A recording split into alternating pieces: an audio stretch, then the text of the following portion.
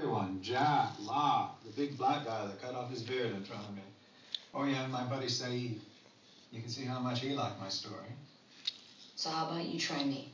I don't mean to be ungrateful, but why are you going to help me get out of here? On the other side of the island, there was this guy with us. I was 100% convinced that he wasn't on the plane. So I dug a hole, and I threw him in it.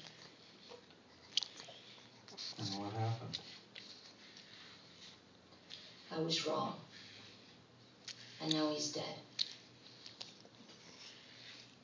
But good news for you, Henry, I don't make the same mistake twice. So how about you tell me your story?